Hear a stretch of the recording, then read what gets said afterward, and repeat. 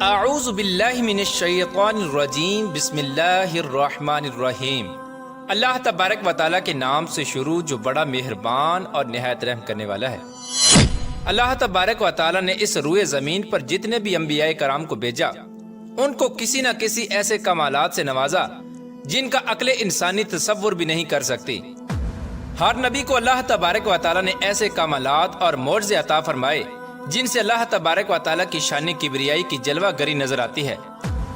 پیارے دوستو، آج کی اس ویڈیو میں اللہ تبارک و تعالیٰ کے ایک ایسے نبی کا ذکر کریں گے جن کے واقعے کو اللہ تبارک و تعالیٰ خود قرآن پاک میں احسن القصص بیان فرماتا ہے۔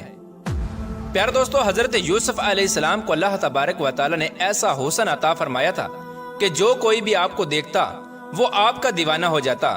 لیکن کیا آپ جانتے ہیں کہ حضرت یوسف علیہ السلام کو جو حسن عطا کیا گیا وہ حسن کس قسم کا تھا، اور حضرت یوسف علیہ السلام ہر وقت اپنے چہرے پر نقاب کیوں لگا کر رکھا کرتے تھے، اور حضرت یوسف علیہ السلام سے عشق کرنے والی مصر کی شہزادی زلیخا کون تھی، اور زلیخا نے ایسا کون سا خواب دیکھا تھا کہ وہ 9 سال کی عمر میں ہی حضرت یوسف علیہ السلام کو بنا دیکھے ان کے عشق میں مبتلا ہو گئیں۔ اور جب زلیخا نے حضرت یوسف علیہ السلام کو گناہ کی طرف مائل کیا تو اللہ تبارک و تعالیٰ نے کس طرح حضرت یوسف علیہ السلام کی حفاظت فرمائی، اور پھر بعد میں حضرت زلیخا اور حضرت یوسف علیہ السلام کی شادی کس طرح ہوئی، اور حضرت یوسف علیہ السلام کے حسن کو دیکھ کر مصر کی بڑی بڑی عورتوں نے اپنی انگلیاں کیوں کاٹ ڈالیں۔ پیارے دوستو، ان تمام تر سوالات کے جوابات قرآن و حدیث کی روشنی میں آج کی اس ویڈیو میں ہم آپ کو بتائیں گے، لہٰذا آپ سے گزارش ہے کہ ہماری اس ویڈیو کو اینڈ تک ضرور دیکھیے گا۔ حضرت یوسف علیہ السلام حضرت یعقوب علیہ السلام کے بیٹے ہیں، اور حضرت اسحاق علیہ السلام کے پوتے اور حضرت ابراہیم علیہ السلام کے پرپوتے ہیں۔ حضرت یعقوب علیہ السلام نے 4 شادیاں فرمائیں جن میں سے 12 بیٹے پیدا ہوئے۔ 6 بیٹے آپ کی پہلی شادی میں سے تھے اور 2 بیٹے باقی 3 شادیوں میں سے ہوئے۔ حضرت یوسف علیہ السلام حضرت یعقوب علیہ السلام کی دوسری شادی میں سے پیدا ہوئے۔ حضرت یوسف علیہ السلام کی والدہ کا نام راحیل تھا۔ حضرت راحیل میں سے 2 بیٹے پیدا ہوئے، حضرت یوسف علیہ السلام اور حضرت بنیامین علیہ السلام۔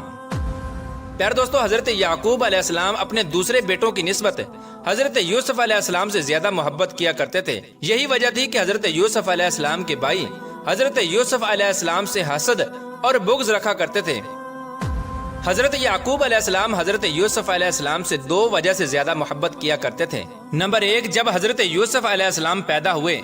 تو بچپن ہی سے آپ کی پیشانی مبارک سے نبوت کے آثار نمایاں نظر آتے تھے، اور دوسری وجہ یہ تھی کہ بچپن ہی میں حضرت یوسف علیہ السلام کی والدہ کا انتقال ہو گیا تھا۔ اسی وجہ سے حضرت یعقوب علیہ السلام حضرت یوسف علیہ السلام سے زیادہ محبت کیا کرتے تھے۔ پیارے دوستو، اب بات کرتے ہیں کہ زلیخا کون تھی اور یہ کس طرح حضرت یوسف علیہ السلام کے عشق کے اندر مبتلا ہوئی، اور کس طرح اس نے حضرت یوسف علیہ السلام کو گناہ کی طرف مائل کیا، اور پھر بعد میں اللہ تبارک و تعالیٰ نے اس کو بڑھاپے سے جوانی کیسے عطا فرمائی، اور حضرت یوسف علیہ السلام سے اس کا نکاح کس طرح ہوا۔ پیارے دوستو، راحیل عورت جو کہ تاریخ کی کتابوں میں زلیخا کے نام سے مشہور ہوئیں، وہ تیموس بادشاہ کی اولاد میں سے تھیں، اور یہ انتہائی خوبصورت شہزادی تھیں۔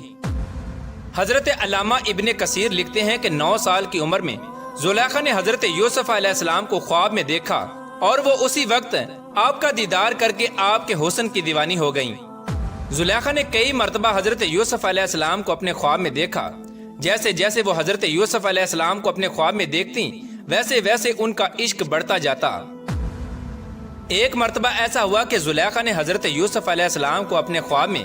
عزیز مصر کے روپ میں دیکھا، اور قدرت الہی سے ایسا ہوا کہ اسی سال زلیخا کے لیے عزیز مصر نے رشتہ بھیجا۔ اس طرح زلیخا نے عزیز مصر کے رشتے کو فوراً قبول کر لیا، کیونکہ زلیخا نے حضرت یوسف علیہ السلام کو عزیز مصر کے روپ میں دیکھا تھا، اور وہ پہلے ہی آپ کے حسن کی دیوانی ہو چکی تھی۔ لیکن وہ رشتہ حقیقت میں اس وقت کے عزیز مصر عطفیر بن رحیب کا تھا۔ چنانچہ اس طرح زلیخا اور عزیز مصر کی شادی ہو گئی۔ شادی کی پہلی رات زلیخا کو پتا چلا کہ یہ وہ لڑکا نہیں جو میرے خواب میں آتا ہے اور جس کے حسن کی میں دیوانی ہوں، بلکہ یہ تو کوئی اور ہے۔ چنانچہ وقت یوں ہی گزرتا گیا، اور ادھر حضرت یوسف علیہ السلام کے بھائیوں نے حضرت یوسف علیہ السلام کو چاند سکوں کے عوض حسد اور تکبر کی وجہ سے بیچ ڈالا، اور اس طرح حضرت یوسف علیہ السلام بکتے بکتے مصر کے بازاروں میں آ گئے، اس طرح جب حضرت یوسف علیہ السلام مصر کے بازاروں میں تشریف لائے تو پورے مصر میں یہ بات پھیل گئی کہ مصر کے اندر ایک ایسا غلام بکنے کے لیے آیا ہے جس کے حسن و جمال کا کوئی مقابلہ نہیں کر سکتا، جو انتہائی حسین و جمیل ہے۔ اس وقت مصر کے لوگ حضرت یوسف علیہ السلام کے حسن کو دیکھنے کے لیے مصر کے بازار میں جمع ہو گئے، اور ہر کسی کی یہ خواہش تھی کہ وہ حضرت یوسف علیہ السلام کو خرید لے۔ اور ادھر زلیخا کے شوہر عزیز مصر کو جب اس بات کی خبر ملی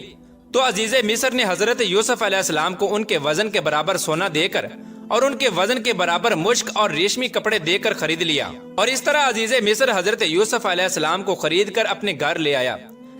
جیسا کہ اللہ تبارک و تعالیٰ قرآن پاک میں اس واقعے کی طرف اشارہ کرتے ہوئے ارشاد فرماتا ہے، اور مصر والوں میں سے جس نے حضرت یوسف علیہ السلام کو خریدا تھا اس نے اپنی بیوی سے کہا کہ اسے بہت عزت اور احترام سے رکھو، ممکن ہے کہ یہ ہمیں فائدہ پہنچائے یا ہم اسے اپنا بیٹا بنا لیں۔ یوں ہم نے مصر کی سرزمین میں یوسف کے قدم جما دیے۔ پیارے دوستو، یوں حضرت یوسف علیہ السلام بکتے بکتے عزیز مصر کے محل میں پہنچ گئے، اور حضرت یوسف علیہ السلام عزیز مصر کے محل میں سکون سے رہنے لگے۔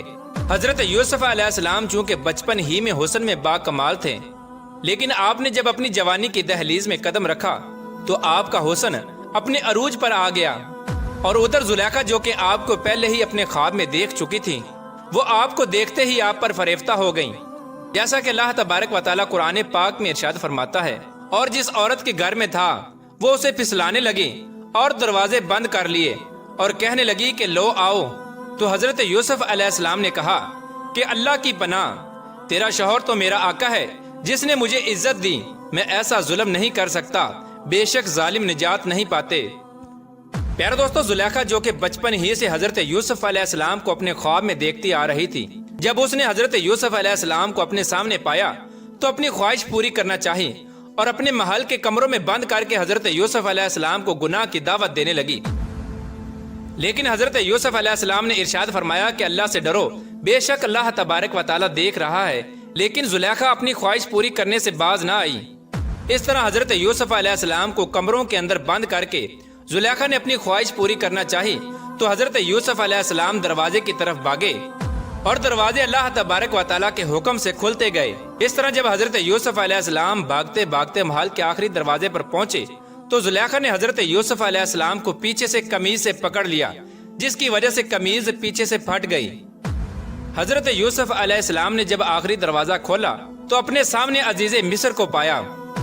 عزیز مصر نے جب حضرت یوسف علیہ السلام کو یوں بند کمروں سے نکلتے ہوئے دیکھا تو زلیخا نے شور مچایا کہ یوسف میرے ساتھ بدکاری کرنا چاہتا ہے،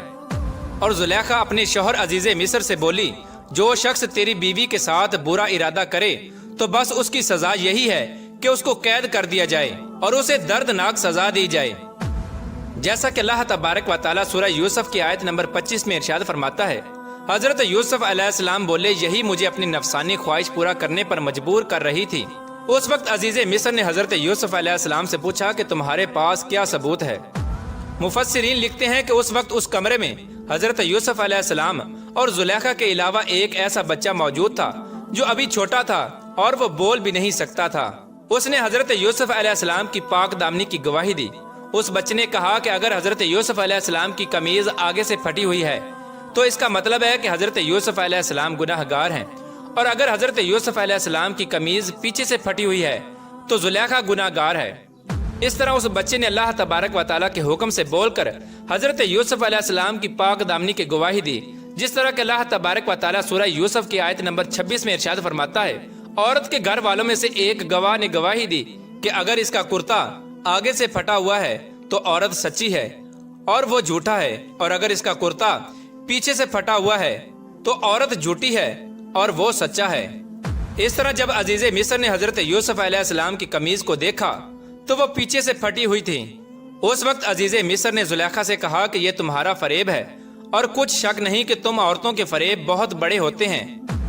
پھر عزیز مصر نے کہا کہ یوسف اس بات کا خیال نہ کر، اور زلیخا تو اپنے گناہ کی بخشش مانگ، بے شک خطا تیری ہے۔ پیارے دوستو، زلیخا کا حضرت یوسف علیہ السلام کو گناہ کی دعوت دینے کا یہ واقعہ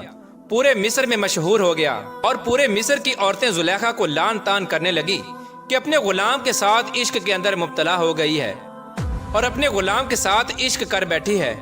اس طرح مصر کی تمام عورتوں نے مصر کے اندر یہ چرچا کرنا شروع کر دیا کہ عزیز مصر کی بیوی اپنے غلام کو چاہتی ہے اور اس کی محبت کے اندر فریفتہ ہے۔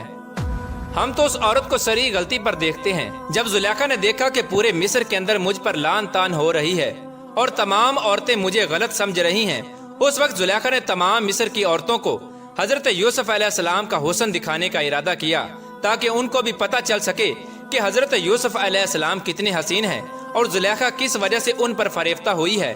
ایک دن زلیخا نے مصر کے تمام بڑے بڑے امراء کی عورتوں کو اپنے محل کے اندر دعوت دی اور مصر کی ان تمام عورتوں کو پھل تراشنے کے لیے پکڑا دیے، اور ساتھ ہی زلیخا نے حضرت یوسف علیہ السلام کو ان کے سامنے سے گزرنے کا کہا۔ ادھر مصر کی عورتیں چھریوں کے ساتھ پھلوں کو تراش رہی ہیں اور ادھر حضرت یوسف علیہ السلام ان کے سامنے جلوہ افروز ہیں۔ بس پھر جب ان عورتوں نے حضرت یوسف علیہ السلام کے حسن کو دیکھا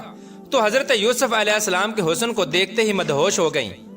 اور پھلوں کی بجائے اپنی انگلیاں کاٹ ڈالیں۔ جب حضرت یوسف علیہ السلام وہاں سے تشریف لے گئے تو مصر کی عورتوں نے دیکھا کہ ان کی انگلیاں کٹی ہوئی ہیں، تو اس وقت زلیخا بولی کہ یہی ہے وہ غلام جس کے بارے میں تم مجھ پر لان تان کرتی تھیں اور مجھ کو برا بلا کہتی تھیں۔ زلیخا نے مصر کی عورتوں سے کہا کہ میں نے ہر طرح سے اپنا مطلب پورا کرنے کی کوشش کی، لیکن اس نے اپنے آپ کو روک لیا، اور جو کچھ میں چاہتی ہوں اگر یہ میری خواہش پوری نہ کرے گا تو ضرور اس کو قید کر دیا جائے گا اور یہ رسوا ہوگا۔ چنانچہ زلیخا نے حضرت یوسف علیہ السلام کو قید کرانے کے لیے یہ چال چلی کہ وہ اپنے شوہر کے پاس گئی اور اسے کہنے لگی کہ پورے مصر میں مجھ پر لان تان ہو رہی ہے اور لوگ مجھے برا بلا کہہ رہے ہیں، کیوں نہ ہو کہ حضرت یوسف علیہ السلام پر اس بدکاری کی تہمت لگا کر اس کو قید میں ڈال دیا جائے۔ اس طرح مصر کے لوگ یہ سمجھیں گے کہ غلام کا گناہ ہے اور میری عزت بھی بچ جائے گی۔ چنانچہ اس طرح زلیخا نے اپنے شوہر عزیز مصر کی بہت منت سماجت کی تو عزیز مصر حضرت یوسف علیہ السلام کو قید کرنے کے لیے راضی ہو گیا۔ عزیز مصر حضرت یوسف علیہ السلام کے پاس گیا اور حضرت یوسف علیہ السلام سے کہنے لگا کہ میری بیوی کی عزت پورے شہر میں داؤ پر لگ گئی ہے، اب تمہیں قید میں ڈالنا میری مجبوری ہے۔ چنانچہ عزیز مصر نے حضرت یوسف علیہ السلام کو قید میں ڈال دیا۔ اس طرح حضرت یوسف علیہ السلام نے اپنی زندگی کے 7 سال بے گناہ قید کے اندر گزار دیے۔ 7 سال بعد عزیز مصر نے ایک عجیب و غریب خواب دیکھا جس کی تعبیر حضرت یوسف علیہ السلام نے بیان کی۔ اس خواب کی تعبیر بتانے کے بعد حضرت یوسف علیہ السلام کو قید سے رہائی مل گئی۔ چنانچہ قدرت الہی سے ایسا ہوا کہ عزیز مصر حضرت یوسف علیہ السلام پر ایمان لے آیا اور اپنی وفات سے پہلے ہی مصر کے تمام تر اختیارات حضرت یوسف علیہ السلام کے سپرد کر دیے۔ چنانچہ اس طرح عزیز مصر ریان بن ولید نے حضرت یوسف علیہ السلام کو ہی عزیز مصر مقرر کر دیا۔ چنانچہ عزیز مصر کی وفات کے بعد وقت یوں ہی گزرتا گیا اور زمانے نے کئی عروج و زوال دیکھے، اور عزیز مصر کی وفات کے بعد زلیخا تنگ دست اور محتاج ہو چکی تھی۔ اس پر بڑھاپا غالب آ چکا تھا اور اس کی آنکھوں کی بینائی بھی چلی گئی تھی۔ زلیخا کی اس بے بسی اور اس حالت کو دیکھ کر کسی نے زلیخا کو یہ مشورہ دیا کہ آپ اپنی بے بسی اور اپنا معاملہ حضرت یوسف علیہ السلام کی بارگاہ میں پیش کریں، جو کہ اس وقت کے بادشاہ تھے۔ ہو سکتا ہے کہ حضرت یوسف علیہ السلام آپ پر رحم فرمائیں اور آپ کی مدد کریں اور آپ کو غنی کر دیں، کیونکہ آپ نے بھی ان کا خیال رکھا تھا اور ان کو عزت دی تھی۔ چنانچہ زلیخا ایک ایسے ٹیلے پر بیٹھ گئیں جہاں سے حضرت یوسف علیہ السلام گزرا کرتے تھے اور وہاں بیٹھ کر حضرت یوسف علیہ السلام کا انتظار کرنے لگی۔ ادھر جب حضرت یوسف علیہ السلام اپنی قوم کے تقریباً 1 لاکھ معزز لوگوں کے ساتھ اور وزیروں اور مشیروں کے ساتھ نکلے تو زلیخا نے حضرت یوسف علیہ السلام کی خوشبو کو محسوس کر لیا اور آپ کھڑی ہو گئیں اور حضرت یوسف علیہ السلام کو آواز دی اور کہنے لگی کہ پاکی ہے اس ذات کے لیے جس نے گناہ کے سبب بادشاہ کو غلام اور اطاعت کے سبب غلام کو بادشاہ بنا دیا۔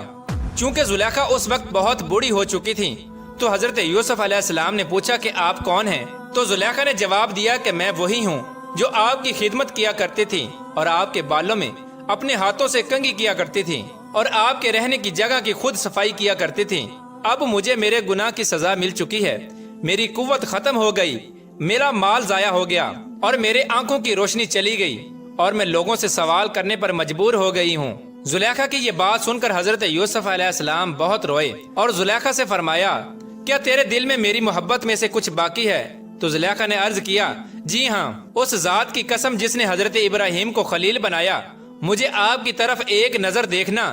زمین بھر سونا چاندی ملنے سے محبوب ہے۔ اس کے بعد حضرت یوسف علیہ السلام نے اللہ تبارک و تعالیٰ کے حکم سے زلیخا کی طرف پیغام نکاح بھیجا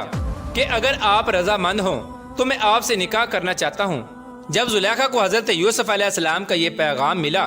تو زلیخا نے یوسف علیہ السلام کے پیغام لانے والے سے کہا